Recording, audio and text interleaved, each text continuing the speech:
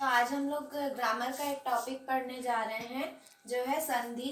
और ये class 7th 8th और 9th के लिए है। तो संधि की परिभाषा यदि हम देखें तो दो समीपवर्ती वर्णों के मेल से जो विकार या परिवर्तन उत्पन्न होता है वो संधि कहलाता है।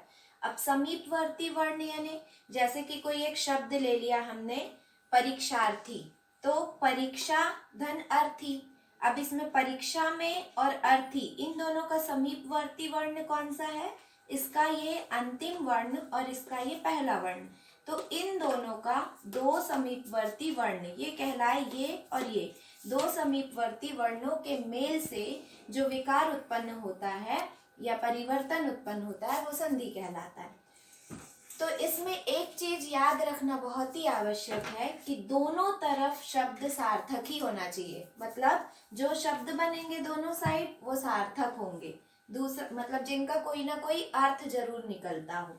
पहले शब्द का अंतिम वर्ण और दूसरे शब्द का पहला वर्ण, यानी पहले शब्द का जैसे परीक्षा एक शब्द है तो इसका अंतिम वर्ण छा, और उसके बाद दूसरे शब्द का पहला वर्ण यानी अ, इन दोनों का मेल होगा। तो अभी जैसे मैं एक आध उदाहरण बता रही हूँ। जैसे उदाहरण के लिए पहला है परीक्षार्थी। परीक्षार्थी में परीक्षा अगर हम यहाँ से निकालें, परीक्षा में अगर हम यहाँ से निकाले कोई वर्ण तो क्या निकलता है? अ निकलता है, आ। और यहाँ पर क्या निकला है? अ निकला है। यहाँ का पहला वर्ण अ है, तो ये अ और ये अ दोनों मिलकर क्या बनाएगा? आ बनाएगा। इसीलिए यहाँ पर परीक्षार्थी हो गया है, परीक्षार्थी। अ प्लस अ मिलकर आ बनता है। ये आप अभी संधि के जब टाइप पढ़ेंगे तो उसमें आपको अच्छी तरह से समझ में आ जाएगा कि संधि के 5 प्रकार होते हैं और संधि के तो 3 ही प्रकार होते हैं, पर स्वर संधि पहला होता है, उसके 5 प्रकार होते हैं। तो अब संधि के भेद यदि हम देखें, मैंने तीनों संधि के एक एक उदाहरण ले लिया है। ये स्वर संधि का है क्योंकि इसमें स्वरों का मेल हो रहा है, यानी यहाँ से भी स्वर निकल रहा है, यहाँ से भी स्वर निकल रहा है। दूसरा, इसमें हलंत दिख रहा है क के नीचे, यानी ये व्यंजन अक्षर बन गया है, तो ये व्यंजन संधि का उदाहरण है वागीश। और उसके बाद ये अंतःकरण, अंतःकरण में 2 विसर्ग दिख रहा है, मतलब ये विसर्ग संधि का उदाहरण है।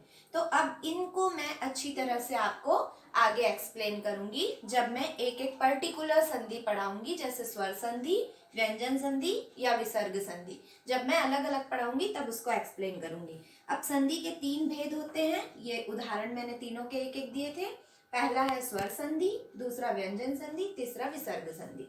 तो हमारे लिए इम्पॉर्टेंट ये है कि हम इनके स्वर संधि में कौन कौन से अक्षर आते हैं, उन्हें कैसे जोड़ा जाता है, कैसे तोड़ा जाता है, उनका विग्रह कैसे होता है, इन चीजों को सीखें। तो हम सबसे पहले स्वर संधि पढ़ेंगे। तो स्वर संधि में पहला है, संधि के 3 भेद में से पहला है स्वर संधि। तो स्वर संधि में क्या होता है?